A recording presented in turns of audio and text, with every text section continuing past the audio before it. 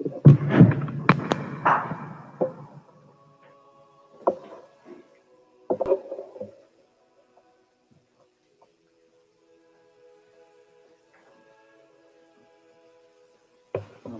do Filho e do Espírito Santo. Amém. Santo anjo do Senhor, meu zeloso e guardador, se a ti me confiou a piedade de mim, sempre me rege, me guarde, me governe, me ilumine. Amém. Eu te dou a minha mão e prometo de coração que por ti me deixo guiar com docilidade para no céu alcançar a eterna felicidade. Nossa Senhora das Dores, rogai por nós. Vem Espírito Santo, enviai do céu um raio de vossa luz. Pai, do Filho e do Espírito Santo. Amém. Muito bem, meus queridos irmãos, vocês estão aqui presentes e quem está acompanhando, de modo especial, os membros da Fraternidade Misericórdia Materna. Nós estamos iniciando esse mês de fevereiro, nosso Orando com a Mãe. Nós achamos por bem, chamar de Escola de Espiritualidade, que de fato nós estamos tratando de alguns assuntos sobre a vida espiritual.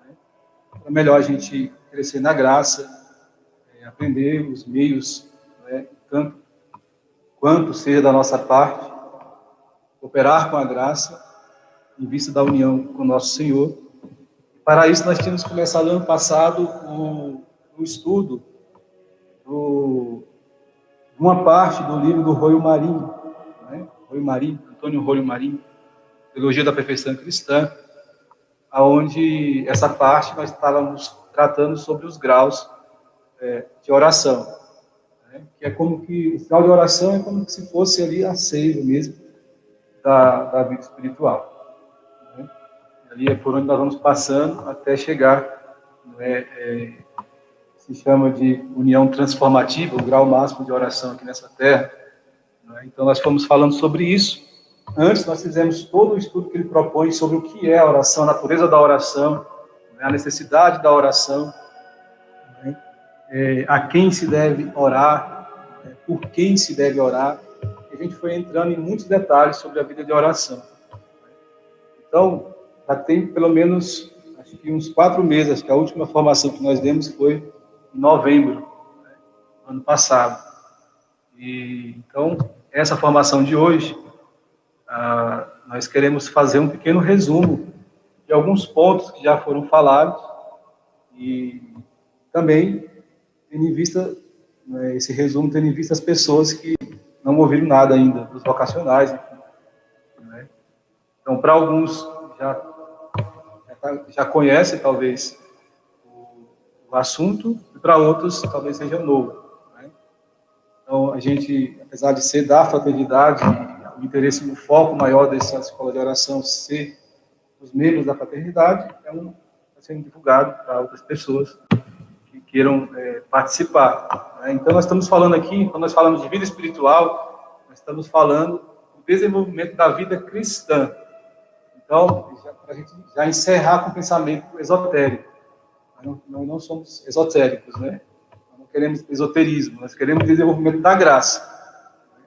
Que é aquilo que nós recebemos no dia do batismo e aquilo que, através de uma vida onde a gente vai colaborando com a graça, nós vamos desenvolvendo esse organismo da graça que Deus coloca em nós, chancela em nossa alma, chamado graça santificante. No dia do batismo, a gente vai crescendo nisso. Então, não é nada que o homem possa fazer. O esoterismo é isso, é o homem que tenta chegar a Deus, por ele mesmo. Então, tem vários modelos de acesso dentro do esoterismo, as linhas correntes esotéricas. Mas o que é mais interessante, o que é pior, vamos dizer assim, nessas correntes esotéricas, é que eles negam o principal atributo daquilo que seria a vida espiritual dada por Deus em nós, que é a providência. O principal ponto que o esoterismo nega, as correntes esotéricas negam, é a providência, ou seja, o homem, ele por si mesmo, vai e se desenvolve, Deus não tem nada a ver com isso, é eu que vou. E às vezes eu sou até um Deus, nos transformamos em deuses mesmo, usurpando o poder de Deus. Então, repetindo o mesmo pecado de Adão e Eva no paraíso, Então, ela vai lá e usurpa o poder de Deus. Isso não é a espiritualidade cristã. A espiritualidade cristã é uma graça que Deus coloca na nossa alma e a gente vai, grosso modo, a gente vai cultivando isso até o máximo limite, que é a santidade consumada, certo? Então, o que nós estávamos falando era sobre foi o Marinho, um teólogo dominicano, do século passado, e forte escritor também de obras de teologia moral, enfim, mas também de obras ascéticas, teologia espiritual. Inclusive, esse livro que nós estamos estudando, são 2 tomos, é um livro grande, nós estamos estudando uma pequena parte, e a intenção é que a gente, depois de terminar a parte sobre a oração, a gente volte para o início do livro, e vai estudando todo o contexto do livro ali, de tal maneira que a gente tem assunto ali para o resto da vida. Então, é um livro fora do comum, para a gente estudar. Então, a ideia de voltar e fazer um resumo, que a gente já falou, vai ser interessante porque a gente vai poder abordar de uma forma diferente, talvez falar coisas que não foram faladas. Ou foram faladas, e aqui será falada de uma outra maneira. Então, o que a gente tem que entender nessa nossa busca de aperfeiçoar-se, de elevar-se através de uma vida espiritual e aprender a corresponder com a graça que Deus dá, a primeira coisa que a gente tem que entender é que isso não acontece sem que nós nos coloquemos diante de Deus através de uma vida de oração, através da oração. Então, a primeira coisa que a gente tem que colocar em mente aqui é que a gente tem que se decidir por rezar. Colocar Deus em primeiro lugar. Se a gente não fizer isso, a gente vai... Essas coisas todas são um monte de teorias, E não fará sentido nenhum para nós. Porque toda a experiência dessas coisas que a gente vai colocando aqui são coisas que acontecem quando uma pessoa se dispõe a rezar. Então, se a gente não se decidir, como dizia Santa Teresa, uma determinada determinação, por rezar, fazer aí uma linguagem que a gente via usando, fazer uma reforma de vida, encontrar o tempo de Deus na minha vida, então essas palestras as formações não adiantaria. Então, quem está nos ouvindo, é interessante seguir todo o itinerário da fraternidade, da misericórdia materna, aquelas coisas que foram propostas, do ponto de vista que aquilo é a oração comum, nós participamos do capital da graça da comunidade quando rezamos em comum. Mas é necessário, extremamente necessária a vida de oração pessoal, você cultivar o seu momento com Deus. Então, se isso aí não acontecer, esse progresso da vida espiritual, ele não vai ter progresso.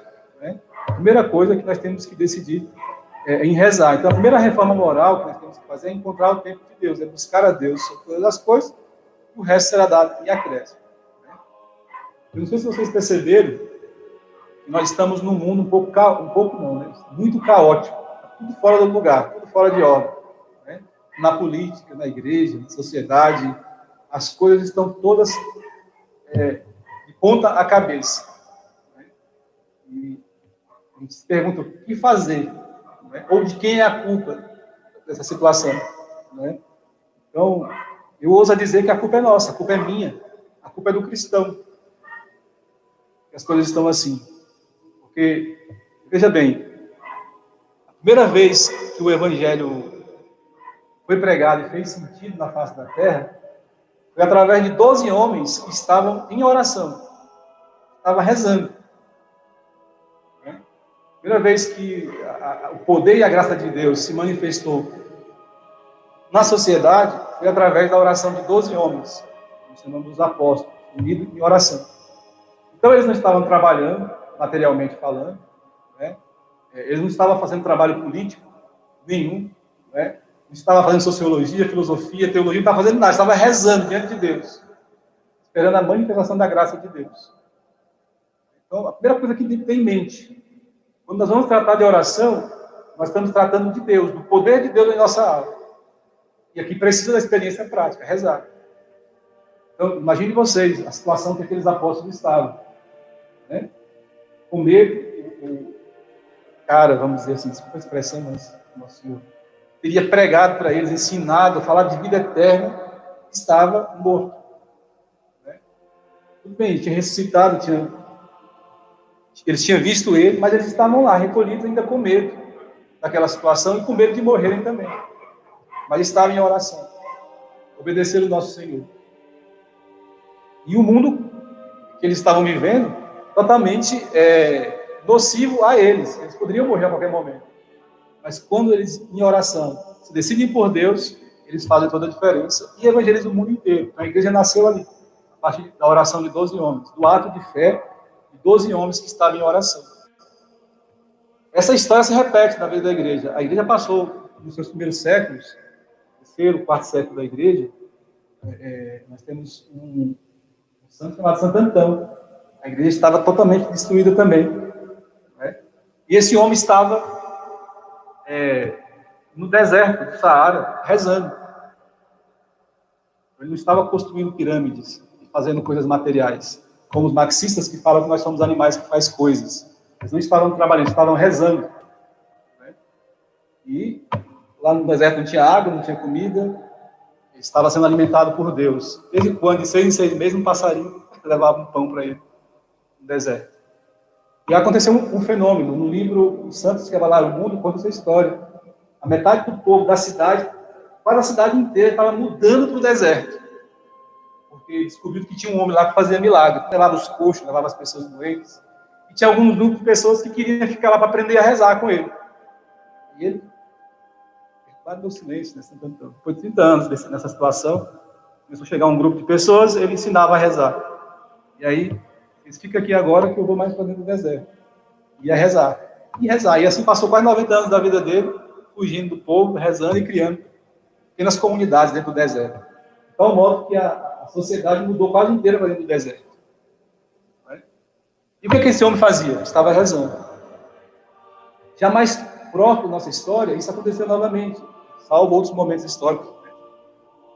Por aqui, lá para 1500 mais ou menos da história, onde surgiu a revolta dos protestantes, né? E surgiu um homem que se colocou durante 2 anos dentro de uma gruta, fazendo exercícios de flagelação, disciplina, jejum e oração, rezando. Criou uma companhia chamada Companhia de Jesus para combater a revolta protestante. Diga-se de passagem, se não fossem os jesuítas, nós todos, o ocidental inteiro era protestante. E esse homem de modo específico, um homem de modo específico, conseguiu mudar a história. E o que esse homem fez? Estava rezando. Ele se comunicou com Deus pela oração e Deus falou o que ele tinha que fazer. E agora nós estamos numa grande crise. Todos nós estamos passando uma grande crise na igreja, no mundo, na sociedade, como a gente colocou já. E aonde é que estão esses homens de oração, essas mulheres de oração? Porque tudo se transformou em trabalho. Eu tenho que fazer coisas. Fazer coisas. A doutrina marxista, de fato, impregnou na nossa cabeça. Tem um livro chamado A Paz Mundial ou Escravidão. A decisão é do Papa, do padre Brunner, se não me engano. Pronúncia, onde ele traz uma história do Karl Marx, né, quando ele escrevia livro de poesia, e lá tinha uma poesia dele, ele parafraseando uma passagem da Sagrada Escritura, ele dizia: eis que eu vou subir aos céus, né, nas inteligências, e lá instalarei meu trono, e dominarei todo mundo. Uma poesia. Eu dominarei através de todas as inteligências. A mesma ideia de Lúcifer que queria instalar o céu estará semelhante ao Altíssimo. Eu reinarei em todas as inteligências. Esse é o tempo que a gente pode dizer, por excelência, em que o marxismo está reinando em todas as inteligências. A gente não consegue ver outra coisa a não ser a realidade socialista marxista. E aí tudo se transforma em fazer coisas. Então Deus, nós não precisamos de Deus, nós precisamos da mão do homem que faz as coisas. Né? Por isso que eu disse que a culpa é nossa. Deus está passando aqui hoje, através desses meios de comunicação, aqui também na fraternidade, está chamando a gente para ser pessoa de oração, para ver se surge um santo com a capacidade de mudar o mundo. Isso não é teoria, isso já aconteceu na história. Né? Onde surge um santo, a história daquele lugar muda. ou em maior ou menor porte, ou muda o mundo inteiro, ou muda a sua realidade local.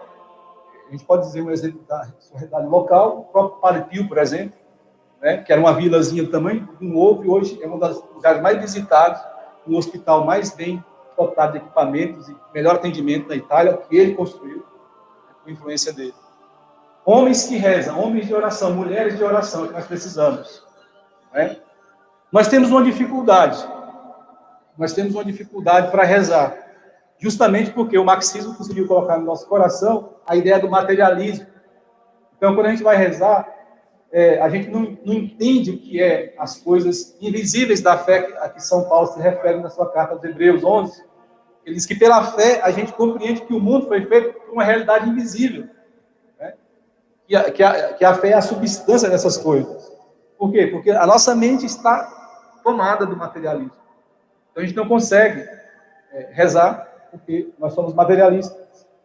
A gente não consegue tirar uma hora para ficar quietinho na frente do nosso Senhor e não dizer nada. A gente vai rezar, a gente tem tanta agonia em ficar quieto, a gente começa a pegar o texto e começa a sair andando pelos lugares rezando, para ver se não vê o tempo passar. Não é porque eu gosto de rezar assim, mas na verdade é uma fuga de você mesmo.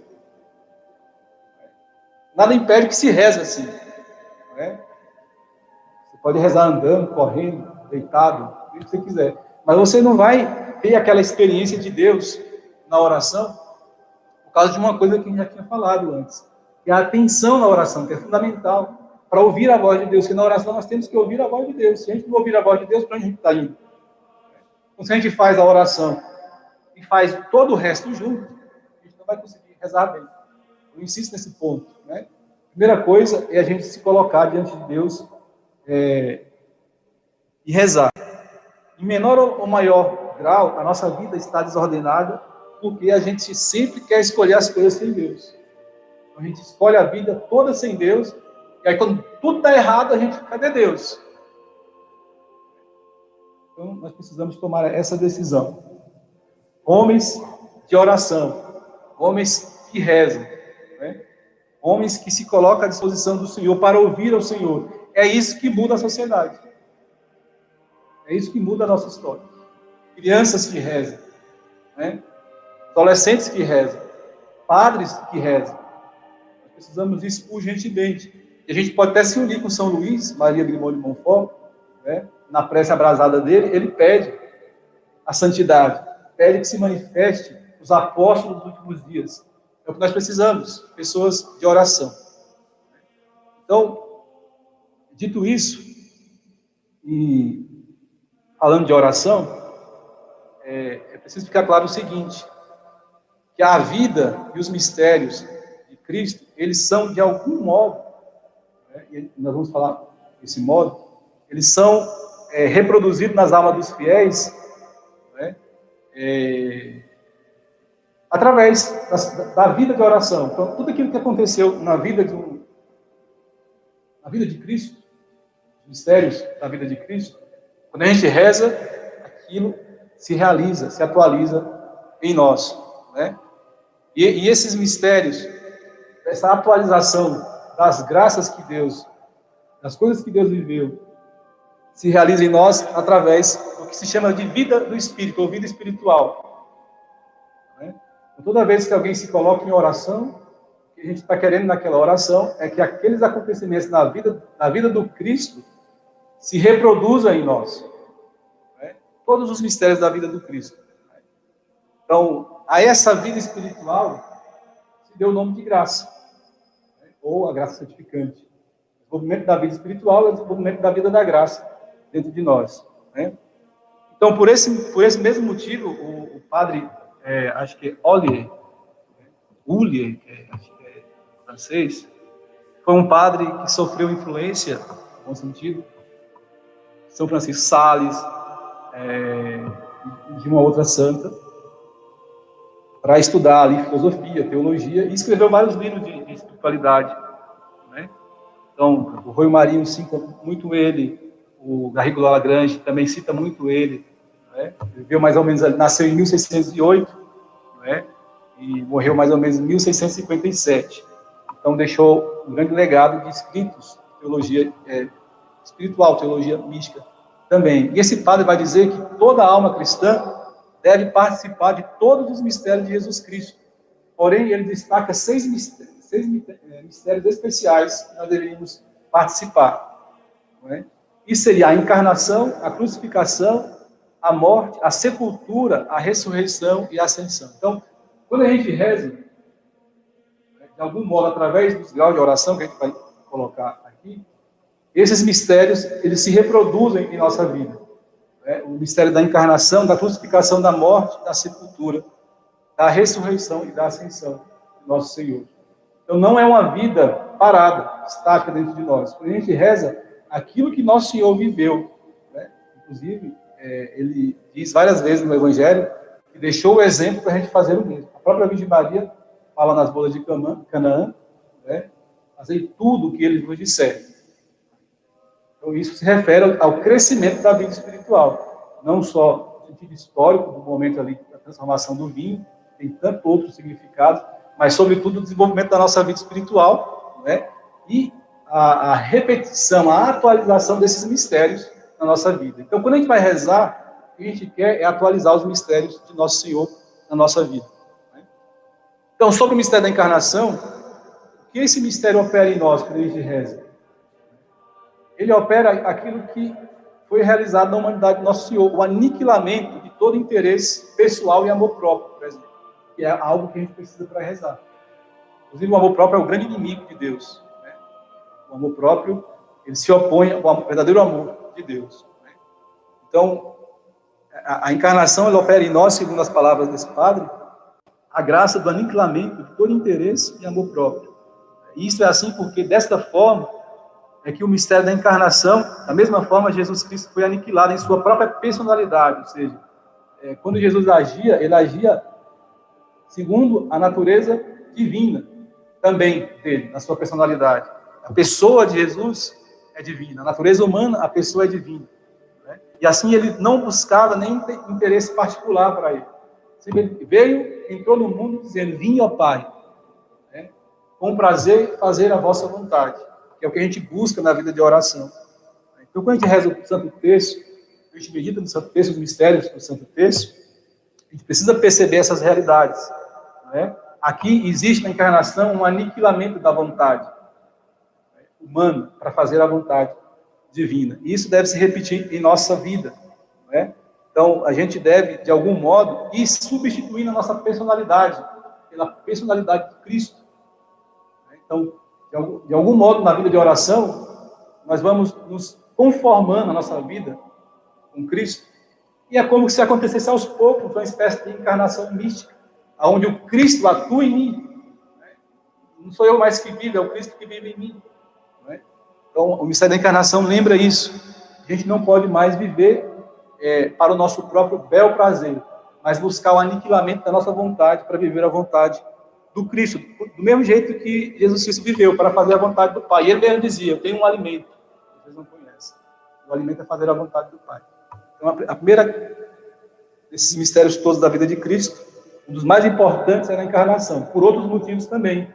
A gente vai entrar mais para frente, no decorrer das nossas formações. Na encarnação, ela acontece um ato de fé da Virgem Maria, um ato de fé e de amor da Virgem Maria, que também estava em oração. Veja que essas coisas são recorrentes. A Virgem Maria estava em oração e simplesmente a história da humanidade se dividiu no meio, na encarnação do Verbo. Uma pessoa que estava em oração. Cristo veio até nós, através da oração da Virgem Maria. Nós precisamos de homens assim, que rezem e o Cristo venha até nós. De Marias, novas Marias do mundo, que faça atos de fé profundo, e Cristo venha novamente. Ou que surja outros Cristos. Porque o que Deus quer, na verdade, é imprimir a imagem do Filho dele em nós. E a gente fazer as mesmas coisas que Jesus fazia. E o Evangelho garante, para essas coisas, outras maiores ainda do que eu fiz. Mas tudo isso precisa de estar imbuído de uma vida de oração, a dependência de Deus. Depois, o mistério da crucificação. Aqui no mistério da crucificação, nós temos a graça de receber do Cristo a fortaleza, a graça da fortaleza. Para que a gente possa nos tornar, dar aos nossos membros para serem crucificados. E é muito interessante a analogia que o padre faz, porque ele vai dizer que os escravos para essa crucificação são as virtudes. aonde a gente precisa da purificação da carne, né? E as virtudes vão operar isso através, o Espírito Santo vai operar isso em nós através dessas virtudes, né? Então, nesse estado, a crucificação, a alma ainda tem muitos gostos pessoais, muitos desejos pessoais. Então, o Espírito Santo precisa usar de certa violência para poder mortificar o corpo. O corpo, nessa altura, é um grande, vamos dizer assim, vilão. A gente vai entender essas afirmações mais para frente. Que nos tira de Deus, porque a gente quer o bem-estar do corpo, a gente não quer comodidades, a gente não quer a cruz, a gente não quer o sacrifício, a gente quer sempre a vida cômoda, né? É a educação moderna, você foge da dor e busca o prazer, né? Como os animais fazem. E Cristo, o contrário, ele veio, sofreu tudo que sofreu, que a gente sabe, como cristão, e ainda padeceu a morte na cruz, né? Então ali nós precisamos nos deixar ser pregados na cruz de nosso Senhor. E o Espírito Santo vai nos conduzir para isso. Na medida em que nós formos nos entregando a Ele na vida de oração, todos nós, de uma maneira visível e invisível, vamos nos tornar estigmatizados no amor de nosso Senhor. Alguns santos tiveram a graça. São Padre Pio de aparecer os estigmas, São Francisco de Assis, da Gema Galgani e tantos outros santos. Nós temos a graça de também, na nossa alma, estarmos crucificados com os sinais do Senhor no corpo, como dizia São Paulo, ou na alma. Então, os mistérios da vida de Cristo têm a se atualizar em nós. Depois, o mistério da morte. Isso aqui é interessante. Nosso Senhor morre. Qual é a forma que nós temos de participar da morte de nosso Senhor? Esse padre, Goulier, vai dizer que é através da comunhão eucarística. Através de receber. Porque ali Jesus Cristo se dá na ceia eucarística em estado de vítima para nós. E é como se nós fôssemos mesmo no túmulo. Ali. Depois Cristo vai ressuscitar e vai explodir a gente, uma linguagem espiritual, vai fertilizar essa terra, que é a boa semente, que é Ele mesmo a semente, a palavra é Ele mesmo, né? E vai fertilizar essa terra, ela vai dar fruto 100 por 1, né? Como a gente vê no Evangelho. Mas aí nós precisamos de viver uma vida de comunhão, de receber. Aqui lembra os sacramentos, né? Receber os sacramentos, receber a graça do batismo, poder comungar, se possível comungar diariamente, né? Nosso Senhor. Então nós participamos, toda vez que nós comungamos, nós participamos da morte do nosso Senhor, né? O significado analógico em relação à morte, porque na morte, você imagina um cadáver já não tem mais sensibilidade, né? O seu coração já não tem mais, já não bate mais, né? Pelo menos internamente. Ele pode até, ele está insensível a tudo aquilo que é do mundo, coisas mundanas, a analogia que nós estamos fazendo. Pode até ter alguns estorvos externos, algumas provações e tribulações, mas o seu interior é em paz. Essa é a ideia da morte com o nosso Senhor. Por quê? Porque essa vida íntima de união na morte de nosso Senhor, tudo aquilo que é carnal vai se aniquilando, vai morrendo. É a forma que nós temos de ir participando dos mistérios de nosso Senhor Jesus Cristo. Depois nós temos a sepultura, né? Aí a sepultura ela difere do morto, porque o morto, como cadáver, a gente ainda está vendo ali, né? Mas a sepultura é o aniquilamento completo, a gente já não vê mais nada. A sepultura é podridão mesmo, né? É decomposição. E a palavra de Deus fala para nós que no batismo nós somos sepultados com Cristo para ressurgirmos para uma vida nova, né? Então, essa sepultura de respeito, aliás, a nossa morte, a morte com Cristo, respeitar um estado da nossa consciência, da conversão, da mudança de pensamento, de consciência, não é? De ter-se uma firmeza, de morrer a insensibilidade, no sentido de as afetações das coisas mundanas não me dominam mais, não é? Mas já a morte e serem sepultados por nosso Senhor significa aquele grão de trigo que cai na terra, como o Senhor fala no Evangelho, e que se transforma numa outra planta. É um grão, transforma-se numa planta. Isso significa que no batismo, na sepultura de nosso Senhor, o velho Adão morre. O Adão morre e surge aquele homem da graça, um homem do Espírito, né? Então, esses mistérios vão se atualizando em nossa vida. No mistério da sepultura de Nosso Senhor, nós vamos renascer. Então, debaixo da tumba ali da nossa vida, da nossa união com o Nosso Senhor, aos poucos vai surgindo uma vida nova. Nós vamos renascendo para a vida da graça. Por isso, nós deveríamos contemplar, nós deveríamos perceber os mistérios do Santo Terço quando nós estamos rezando. Ou quando estamos lendo a Sagrada Escritura. Depois, nós temos a ressurreição. Então, no mistério da ressurreição, nos é dada a graça do afastamento das coisas do mundo. Então, aqui, veja, nós passamos por uma purificação. Né? Aqui, nesses mistérios, está contido os graus de oração. E nós vamos depois tentar linkar tudo isso. Né? Então, nós vamos passando por uma purificação do nosso corpo, da nossa alma. E agora, na ressurreição, Deus conseguiu, assim por dizer, afastar a alma de todas as coisas mundanas, tudo aquilo que é domínio de Satanás, da carne, a soberba da vida, a soberba dos olhos, né, e as coisas transitórias desse mundo. E a alma está totalmente submersa em Deus, afastada de tudo aquilo que não é Deus. Imagina uma alma assim, uma alma que não ama senão a Deus. Isso é o mistério da ressurreição. Vemos isso se reproduzindo na vida dos santos. E o mundo está assim como está hoje, porque nós não temos esses santos. Nós temos pessoas que amam o mundo e querem resolver os problemas do mundo a partir do mundo mesmo. Mas nós não vamos resolver as coisas do mundo a partir do mundo. Nós vamos resolver o problema do mundo a partir de Deus, de homens e mulheres que queiram a vida de Deus. Arrastar a vida de Deus para essa terra. Ao contrário, nós estamos expulsando a Deus do mundo. É o homem no centro. É o homem que... a ciência no centro. E nós expulsamos Deus. Se nós expulsamos Deus e matamos Deus, então o pecado já é só uma questão de psicologia. Moral são os estorvos da psicologia humana. Não existem essas coisas.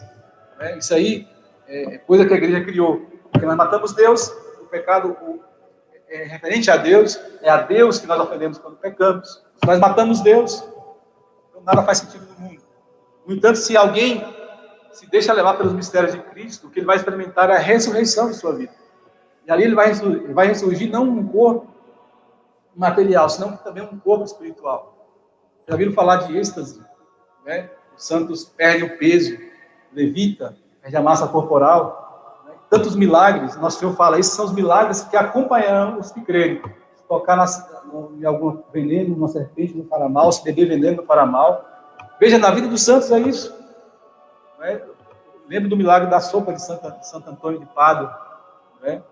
Tomou uma sopa envenenada, não lhe fez mal algum. O próprio Santo Antão, quantos anos no deserto sem comer, sem beber. São Maximiliano, 15 dias no bunker da fome, só morreu porque aplicaram a injeção nele. Não são homens mais carnais, são homens espirituais. É isso que a vida espiritual quer fazer com a gente. Né? E a gente precisa, para isso, começar a rezar, né? Começar a dar o tempo de Deus em nossa vida. Então, o mistério da ressurreição vai fazer com que a alma se encontre no estado do afastamento, tudo aquilo que é presente. Ela começa a viver no eterno. As coisas do mundo não fazem mais sentido para ela. Ela quer as coisas de Deus e quer trazer Deus para cá, para essa realidade. Assim como os santos faziam. Pensa numa Madre Teresa de Calcutá, tão impregnada de Deus na sua vida árida, deserta, sempre, mas atraía os corações para Deus. Qualquer palavra que ela falava, atraía os corações para Deus. Porque ela era cheia de Deus. A gente não vai mudar o mundo se a gente não está cheio de Deus. A gente não vai mudar nem a nossa casa, a nossa família. Do jeito que a gente está agora, talvez a gente possa salvar a nós mesmos. Talvez. Mas nós vamos entrar pela porta do fundo do castelo interior. Talvez. Mas, e os nossos familiares? E as pessoas que precisam da gente? E as pessoas que nós amamos? Se a gente não crescer na vida da graça, se a gente não ressuscitar com Cristo, que é o que o Evangelho veio trazer para nós, né? Que o último inimigo a vencer era a morte, diz o Evangelho. Mas Jesus ressuscitou, não tem mais morte cristã. Se a gente não crê nisso, não acreditar nisso, a gente não consegue salvar os nossos. Esse era o anúncio de São Paulo. São Paulo sofreu cadeias, morte, flagelação, torturas, porque ele anunciava que Cristo ressuscitou. Com força e com poder, os milagres que ele fazia. A roupa de Paulo curava, a sombra de Paulo curava. São Pedro era a mesma coisa. Um homem profundamente unido com Deus. Mas porque, antes de São Paulo fazer tudo isso, ele foi 3 anos no deserto, rezar, escutar a Deus. Rezar. A própria palavra de Deus fala que ele chegou lá no terceiro céu. Entendeu o que é isso? Né? Mas um homem profundamente unido com Deus, que vivia a sua vida ressuscitada, através da comunhão eucarística, através do batismo. Né? Então nós precisamos de pessoas assim. E o meio de acontecer isso não é outro, é a oração, né? Decidir por Deus, decidir um tempo para Deus. Nós temos 24 horas no nosso dia. Né? Qual é o tempo para Deus? Isso é tão estranho hoje em dia, né? Que quando uma pessoa vê alguém rezando, já logo é um ócio. Não pode ficar aí, porque tem tantas outras coisas para fazer. Você está parado aí rezando, vai trabalhar. Né? E aí alguém justifica vindo assim, olha, São Paulo falou, quem trabalha não deve comer. São Paulo não estava falando de trabalho material. Está falando da comida, do pão celestial que Deus dá no reino dos céus, para aqueles que têm fome e sede de justiça. Né? Você pode usar essa palavra para as crianças, ó, você tem que trabalhar, senão você não come. Né? Mas você tem que ensinar para ela que aquele pão que Deus está falando não é o pão carnal. É o pão espiritual, é o pão da nossa salvação. Nós temos que trabalhar na nossa salvação com tremor e pavor, diz a Sagrada Escritura. Né? Então, se a gente não fizer isso, nós vamos perecer como os marxistas. Né? Prometer uma esperança do mundo renovado através do progresso, da técnica, da evolução material, da história. Olha a beleza que o mundo está agora. Não precisa ir muito longe, é só olhar o exemplo do mundo agora. Né? O progresso, a técnica, a tecnologia, não é capaz de fazer nada pelo ser humano, só afastá-los de Deus, afastá-los cada vez mais de Deus. Não são usados da maneira correta. Então a ressurreição nos afasta de todo contato com aquelas coisas temporais do presente, nos coloca em união com Deus. Depois o mistério da ascensão, aqui implica um estado de consumação da vida de Deus em nós. Né? Nós diríamos que aqui seria o momento da união transformativa, lá na Sede Morada, que é um grau de oração, onde a alma está plenamente unida com Deus. Né? Pelo menos no desejo de acontecer essa realidade na alma dela. Né? Então, aqui, a gente não vê mais na ascensão, né? A gente não vê mais a presença da miséria, da fraqueza humana. Antes de Deus subir ao céu, ele ainda se apresentava aos apóstolos. Ele ainda, né, comia na frente dos apóstolos. Mas depois da ascensão, nada mais impede a glória de nosso Senhor. Ele sobe aos céus. Ele nada mais impede. Então aqui já não se vê mais a miséria humana. Então a ascensão, ela pode até conservar ainda, como nas aparições que nosso Senhor colocava, alguns sinais ainda de fraqueza, né? Mas quando nosso Senhor sobe aos céus, no seu estado de glória, né, ele já não tem mais nenhuma fraqueza, ele pode tudo. Inclusive, depois da ascensão, ele envia para nós o Espírito Santo, né, que é algo que nós experimentamos também na vida de oração. Né? Eu diria que, mais ou menos, da quinta morada de Santa Teresa, nós recebemos a efusão do Espírito Santo. Né? De forma mais... Da mesma forma que os apóstolos receberam, não com línguas de fogo, mas no interior da nossa vida de oração. Então, esses mistérios tendem a se atualizar em nossa vida, sempre. Então, quando nós estamos rezando, quando alguém se coloca em oração, é isso que nós queremos que aconteça conosco. A atualização dos mistérios da vida de Cristo. De tal sorte que aquilo vai nos santificando e vai mudando tudo ao nosso redor, e vai mudando o mundo, vai mudando a sociedade. Se nós tivéssemos pessoas assim na política, se nós tivéssemos pessoas assim na igreja, se nós tivéssemos pessoas aqui nessa comunidade, as coisas não estariam como elas estão. Então, nós precisamos nos determinar por Deus. Agora, no estado de morte, quando nós falamos a relação da nossa vida espiritual e a morte de nosso Senhor, existem 9 coisas, pelo menos, que devem morrer em nós. 9 coisas. Está ouvindo, pode até anotar, anota na cabeça. Né? Então, quando nós falamos de morte, é uma morte mística, uma morte espiritual, né? Onde nós ressuscitamos pela vida da graça. Há na vida espiritual um processo de morte e ressurreição, onde nós somos semeados na corrupção, mas colhemos a incorruptibilidade. Tantos sinais dos santos, dos seus corpos incorruptos, por exemplo, né? Por mais que se tente dizer que não aconteça, né? Mas isso acontece na vida dos santos. É uma morte mística. Ou seja, é uma vida nova que Deus está nos concedendo. E a palavra de Deus fala, necessário vos é nascer de novo, nascer da água, do Espírito, nascer de Deus. Então, esse crescimento da vida espiritual, ou da vida da graça, ou que nós chamamos de união com Deus, é justamente isso, é esse processo de morte e ressurreição, uma morte mística, né? E aí ela passa por 9 tipos de mortes, né? Então, a morte aos mais leves pecados e às menores imperfeições. Não existe vida espiritual em estado de pecado mortal. E aqui eu tirei isso daqui da Padre inteiro, o livro Zilau de Oração dele, também o Rui Marinho usa muito, né?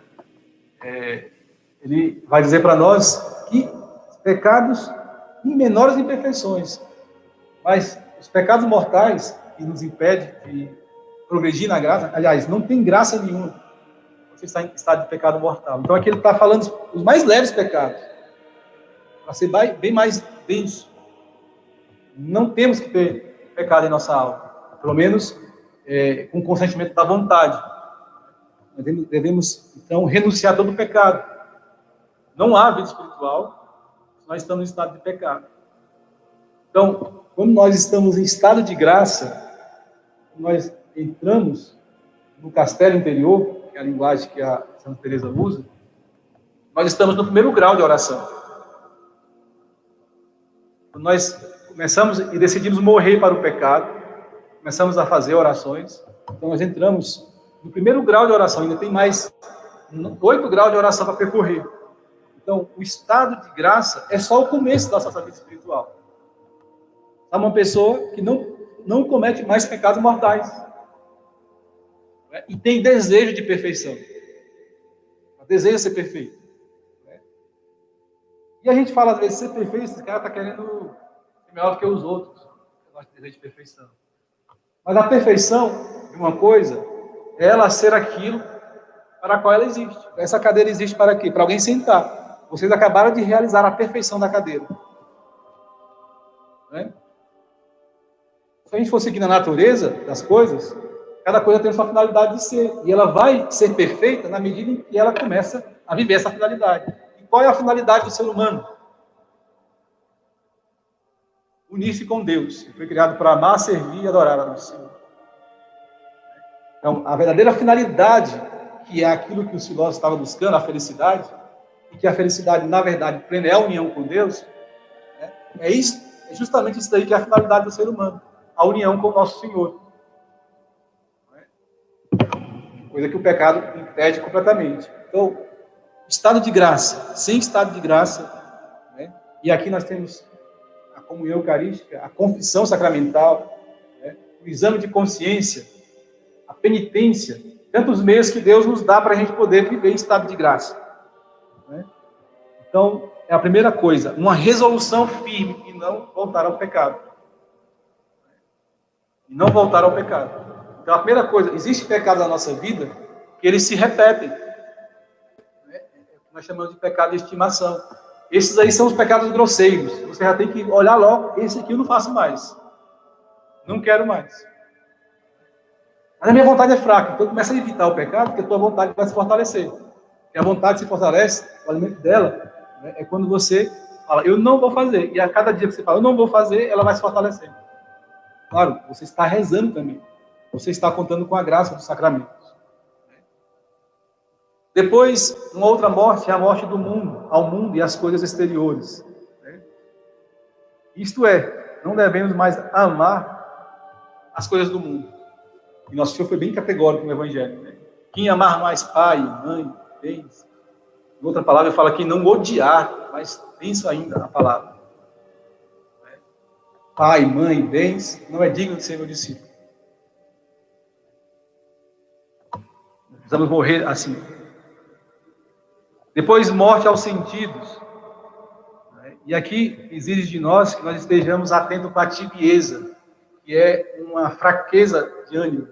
Ou seja, nós estamos preguiçosos, não queremos mais a graça, não queremos. São aquelas pessoas que entram geralmente na profunda depressão, né? melhor exemplificado, né? Então, nós precisamos ter cuidado com a tibieza. Então, cuidado com as coisas que nós olhamos, com a morte aos sentidos. Então, aí, o amor às comodidades, o amor à sensualidade, deve morrer na morte com o nosso Senhor. Veja que nosso Senhor, na sua morte, ele foi padecendo tudo isso. Flagelação, né? Os espinhos, e alguns santos disseram, através de visões místicas, que chegaram a furar os olhos de nosso Senhor, né? Alguns espinhos. Por tudo aquilo que é dos sentidos, corporalmente, nosso Senhor padeceu, para nos dar a força da gente vencer. Porque quando a gente começa a rezar e vai batalhar para fazer isso, não é sozinho que a gente está fazendo. Deus está fazendo conosco, né? Então, ter cuidado em a gente não dar para o nosso corpo mais alimentos do que ele precisa. Mortificação necessária para rezar. Aliás, diga de passagem que vida de oração combina com mortificação. Vida de oração não combina com prazer. A partir do momento que a gente se coloca numa vida de oração, a gente tem que dar tchau para o prazer. Qualquer prazer, sensorial que seja. Nós precisamos fazer isso. Um dos maiores prazeres nossos, e a comunidade está vivendo isso, buscando renunciar a isso, né, é o prazer do sono. Gostamos de dormir muito. O mundo tem que dormir 8 horas para a sua psicologia funcionar bem. O santo dormia 2 horas, 3 horas por noite. E, claro, muitos deles danificavam a psicologia, mas vivia pelo Espírito. O Espírito nos conduzia. Então, nós precisamos mortificar tudo isso. Depois, uma das coisas mais difíceis, morte é o caráter. Morte do caráter. E nessa situação, nós temos que conservar o nosso caráter, o que é bom, e corrigir os defeitos do nosso caráter. Então, uma das formas de fazer isso é você conter os primeiros movimentos do teu coração. Se a gente conseguisse fazer isso, você moroso em responder as coisas, né? Nós queremos dar resposta na lata, aí ofende o outro, porque a gente vem com toda a força, o ímpeto interior da ofensa, né? E aí a gente não consegue dominar o nosso caráter. Então, aí nós temos aqui os temperamentos e tudo que ajuda também a formar o caráter, né? Então tudo isso deve ser aniquilado em nosso Senhor Jesus Cristo. Ele é a perfeição de tudo isso, né? Isso é a morte também do caráter. Depois, morte da vontade própria, né? Do próprio juízo. Aqui é muito interessante que Santa Teresa vai falar das pequenas coisas, né? As coisas cotidianas. Então, você eliminar os teus raciocínios, os teus desejos, os teus gostos nas coisas diárias. E deixar que os outros passem por cima de você que nunca passa. É algo que é a experiência da morte da nossa vontade própria, né?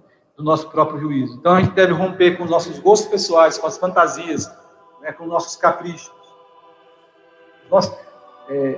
Numa relação de homem e mulher, casamento, às vezes as pessoas têm alguns caprichos. Isso não impede o relacionamento dela. Mas na nossa relação com Deus, qualquer capricho mínimo que seja na alma, Deus nos ama até os ciúmes. Ele não admite. Ele quer purificar tudo. Ele quer ser amado exclusivamente por nossas almas. Então nós temos que eliminar tudo isso do nosso caráter. Depois a morte, a estima e ao amor de nós mesmos, né? Que deve ser corrigido. Então, é aquilo que nós temos arraigado dentro de nós. 2 coisas: orgulho e amor próprio. Esses são os principais inimigos que nos separam do amor de Deus. Nós temos lá na Apologia à Caridade, 1 Coríntios 13, São Paulo vai perguntar o que pode nos separar do amor de Deus? Morte. Vai colocando um monte de coisas que podem nos separar do amor de Deus. Entre elas está lá o orgulho, né? O amor próprio. Isso pode nos separar do amor de Deus. Lá diz que nada pode nos separar do amor de Deus. Mas essas 2 coisinhas, se nós cultivarmos dentro de nós, rompem em nós o amor de Deus. Então, a gente precisa fazer um exame de consciência. O que nos separa do amor de Deus? Tudo aquilo que nós fazemos em nossa vida está enraizado. Coisas que nós queremos para nós, está por debaixo, está as nossas ações, dizia São Luís, né? Nós somos uma lesma que suja tudo, as nossas más intenções, está imbuído de amor próprio e de orgulho. Né? ao ponto que a gente não aceita as correções que vêm, nem de quem nós estamos vendo, imagine de nosso Senhor, que a gente não vê. Né? Então, isso é difícil, a nossa natureza. E quando nós estamos elevando na nossa vida espiritual, essas coisas se tornam mais difíceis ainda, a certo momento, porque Deus quer que você adquira o equilíbrio disso. Ele quer que você reconheça que você é um apaixonado, que você é um miserável, que o teu amor próprio está te sufocando. Se você morder a tua língua, você vai morrer envenenado mesmo com o teu orgulho. Então ele quer mostrar, nós chamamos na fraternidade de misericórdia materna, de misérias. É um momento em que as nossas misérias ficam totalmente evidentes. Não é? E nós temos que apresentar aquilo para o nosso Senhor. Não podemos esconder aquilo. Aquilo que nós somos. Deus sabe que nós somos assim. E antes mesmo, né, sabendo que a gente era pecador, Ele deu a vida por nós. Nós temos essa garantia já, nós não temos que ter medo de mostrar nossa miséria. Então alguém vai rezar diante da morte, né? Aí, a estima que nós temos por nós, a gente não quer morrer. Então, alguém vai rezar e começa a vir um monte de a gente chamaria de distração, né? Maus pensamentos, maus desejos, o vizinho, não sei o quê. As coisas que você vive, é você ali. Aí você começa a repreender aquele negócio, repreende da sua cabeça, não quero pensar nisso, eu quero concentrar aqui. Mas você está lá no segundo grau de oração, não tem concentração aqui, mística. O que você tem que apresentar e meditar sobre aquele negócio, olha, Jesus, eu estou aqui, isso aqui é a minha vida, é a minha miséria. Esses maus pensamentos, esses maus desejos, essas distrações que estão aqui, é a minha vida. Então tem que começar a rezar com aquilo. Isso significa, quando a gente começa a fazer isso, a morte a nós mesmos, a nossa autoimagem, né? A nossa estima, nosso amor próprio. Tem que morrer aí. Né? Depois, uma das mortes mais difíceis é a morte aos consolos espirituais. E aqui implica, até mesmo às vezes a gente tem um certo gosto, né, pelo diretor espiritual, que falar coisas, desafirmar diante de certas situações. Né? A gente busca, quando está na aridez, um certo consolo nas palavras de alguém. Mas chega um momento que Deus tira até isso da nossa alma. Né? Aí você tem, debaixo dos seus pés, o inferno. Se você olha para cima, você pensa, Deus me abandonou. Não tem mais consolo espiritual. E aí aqui a alma vai precisar de uma grande fortaleza na oração, para ela não desanimar, para ela não desistir. Né? Então, Deus nos tira tudo. É como, pensa numa criança que começa a ser desmamada. Toma o leitinho da mamãe, é bom estar no regaço da mamãe, mas tem hora que a mamãe dá um tapinha na bunda e vai para a vida, né? Acorda, tira o leite. Vai ter que comer comida sólida. Então Deus tira o gosto das coisas espirituais. Depois, morte também, não é? A esses apoios, eu falei, esses apoios espirituais, né? Que é onde a alma se sente completamente abandonada por Deus, né? Se vê quase que caindo no inferno mesmo, não faz sentido mais aquilo. Né? E ali a alma tem que ter virtudes heróicas para poder, então, submeter a Deus.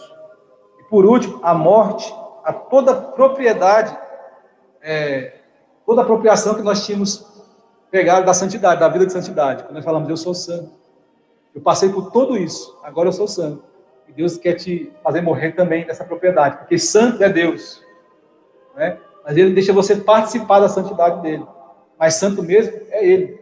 Então vai chegar um momento que até disso Deus vai nos purificar. Né? Nós chamaríamos aí a primeira purificação ali das consolações, de noite dos sentidos, né, que São João da Cruz se refere. E essa aqui é a noite da purificação da alma mesmo, que se chama purificação do espírito, passiva, onde o próprio Deus vem ali se purificar. Né? Então, a alma ela tinha se apropriado dos dons, das virtudes do Espírito Santo, tinha feito milagres, né, decorrente dos dons, das virtudes do Espírito Santo. Né? E ali, de repente, Deus deixa ela numa nudez, mostra para ela que aqueles dons, aquelas graças, aquelas virtudes vêm dele, e que sem Deus aquela alma não era nada, não seria nada. Né? Então, esse estado aí a pessoa se vê, vai saber a sua miséria, a sua fraqueza, o seu pecado, a sua história. Né? Então, imagina, quando a gente aproxima uma luz muito forte de um ambiente, Você começa a ver os porozinhos de areia que está naquele ambiente, pozinho. Mesma coisa, você vai se aproximando de Deus, a tua vida vai ficando visível aos teus olhos. A luz de Deus vai mostrar aquilo que você de fato é, a tua miséria e o nada. O nada e pecado que você é. E aqui Deus faz isso com a alma. Né? E esse estado, né, é o começo daquilo que nós chamaríamos a entrada na quarta morada, a vida mística. Seria o quinto grau de oração, quietude, recolhimento infuso, a gente vai ver isso. Né? Seria o momento em que nós, nessas mortes, entramos no túmulo com o nosso Senhor e ressuscitamos, começamos a ressuscitar. Esse último estado aqui seria esse estado, né, mais próximo daquilo que seria, né, o início da consumação da nossa vida mística em nosso Senhor Jesus Cristo. Tá, então, todos esses mistérios de nosso Senhor, e aqui eu vou finalizando, não vai dar tempo de falar tudo, eles tendem a se reproduzir na nossa vida. Né? Isso é a vida espiritual.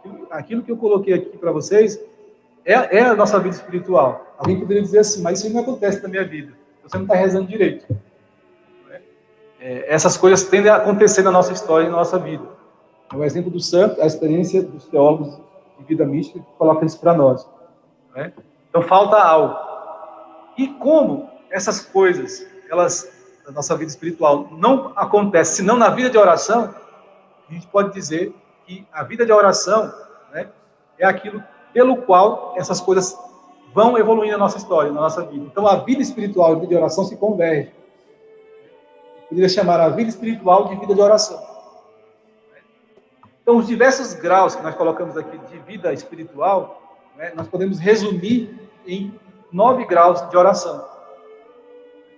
Entendendo que a vida espiritual é a vida de oração, nós teríamos 9 graus de vida espiritual, ou 9 graus de oração.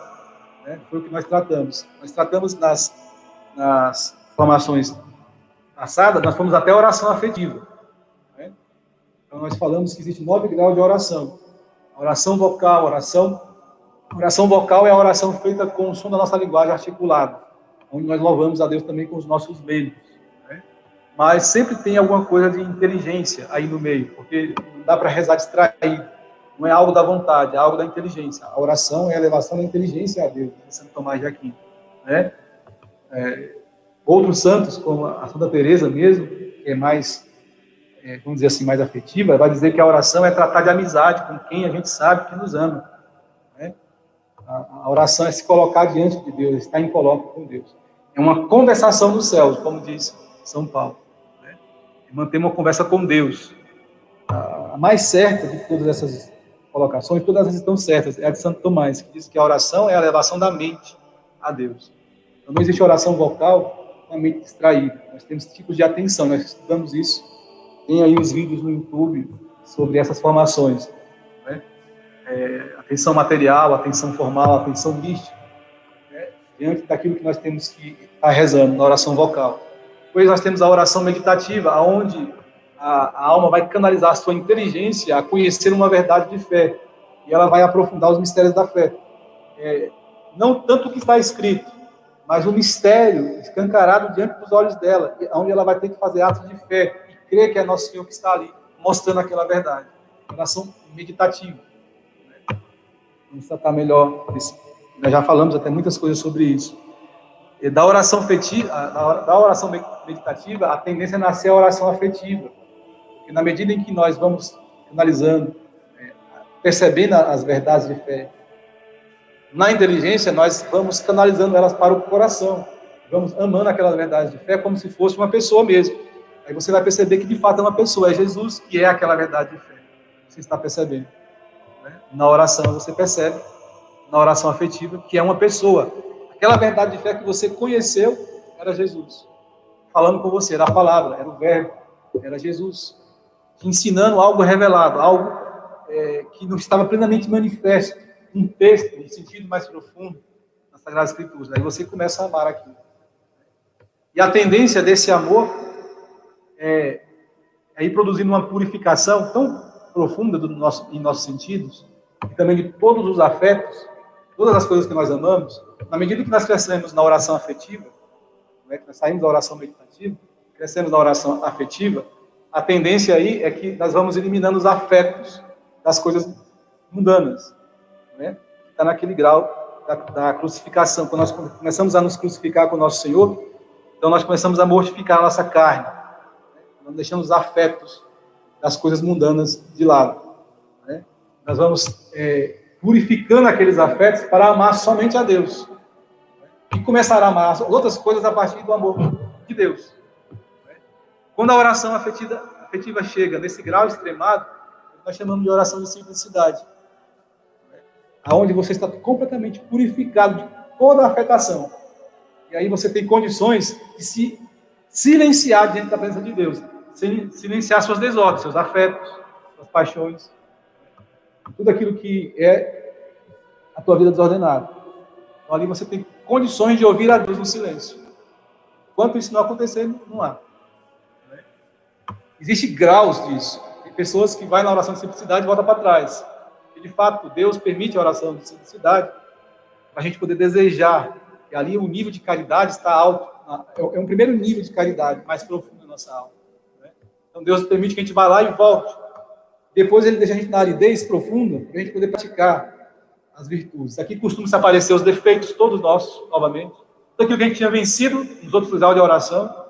Então, começa a aparecer aqui para nós novamente, né, as tendências, os pecados, porque Deus quer que você pratique a virtude. E aí o teu modelo, pronto e acabado, é como o Padre Oller está dizendo para nós, é Jesus Cristo. É Ele que nós temos que imitar nessa hora.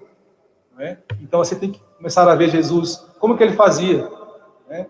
Levantava de madrugada para rezar, como é que Jesus se portava em tal situação, Jesus era acusado de alguma coisa, como é que Ele se portava. E eu tenho que começar a imitar aquilo, de propósito, na nossa vida, e trazer Jesus para a experiência do dia a dia. Quando isso chega a um auge máximo, em que eu consigo manter o silêncio em tudo, então o mundo está caindo ao meu redor, e eu não me desespero mais, não me desespera mais. A minha conversação está no céu, eu estou num grau de oração afetiva, de oração de simplicidade. Esses 4 graus de oração, eles estão dentro da vida ascética. Sendo que a oração de simplicidade é uma transição da vida ascética para a mística. A vida ascética é aquilo que nós fazemos para reformar a nossa vida. É a vida purgativa, a vida iluminativa. Tudo é da vida ascética, onde a gente vai se purgando as desordens da nossa vida. E, à medida que nós vamos purgando a desordem da nossa vida, Deus vai nos iluminando com a luz dele. E à medida que ele vai nos iluminando, ele vai nos dando, aumentando a caridade em nós. Na medida que a caridade ela aumenta, né, dentro de nós, Deus não nos mantém mais na vida ascética. Ele começa a fazer uma coisa que nós chamamos de purificação passiva dos sentidos e começa a nos colocar na vida mística. E ali Deus começa a viver em nós. E a vida mística é exatamente aquilo que nós colocamos em relação, né, a estar no túmulo, a explodir esse túmulo da morte e ressuscitar para a nova vida. Então nós precisaríamos nos esforçar, e eu digo isso e finalizo, primeiro, para viver uma vida de oração, admitindo que existe graus de oração e que é em progresso. Na vida espiritual não existe você ficar parado. Se você ficar parado na vida espiritual, você regride. Então, nesse sentido, nunca ninguém reza do mesmo jeito sempre. Se você está rezando do mesmo jeito sempre, tem alguma coisa errada na sua oração. Então, nesse caso, na vida ascética, nós precisamos de diretor espiritual para nos ajudar. Precisamos de viver os sacramentos, a confissão. Nós precisamos da direção espiritual para ele poder perceber o estado que a nossa alma está. E alguém que entenda desses assuntos, de vida espiritual. Então, nós precisamos de um diretor que entenda, pelo menos teoricamente, o que é a vida espiritual. Então, nós precisamos nos colocar em oração, perceber que essa vida de oração ela não é estática, ela admite graus de elevação. Mesmo na oração meditativa, ela tem graus também. Não é do mesmo jeito para todos. Cada um desses graus de oração admite, dentro desses graus de oração, outros graus de oração. E aí, entender que esse progresso da vida espiritual, quando nós falamos de Oração vocal, nós rompemos com o pecado, estamos no que Santa Teresa falou, que é a primeira morada, o castelo interior, a tomada da alma. Quando nós progredimos na oração e vamos para a oração meditativa, nós estamos na segunda morada, Santa Teresa. Quando nós progredimos mais um pouquinho, terceira morada, oração afetiva. Quando nós progredimos mais um pouquinho, nós temos uma transição da vida mística para a vida ascética, né? Que é a oração de simplicidade, onde você recebe influência na vida ascética, de penitência, de coisas que tem que fazer para guardar, mas também recebe influências, né, da vida mística. Deus falando com você, você começa a contemplar coisas mais profundas em Deus, né? E aí você, depois de um certo período assim, você passa para a vida mística e começa um grau de oração chamado quietude. E aí depois você tem a oração de recolhimento infuso. São graus de oração místicos agora. Quietude, recolhimento infuso, né? Simples união, união estática e união transformativa. São 4 graus de oração na vida ascética e os outros 5 na vida mística, né?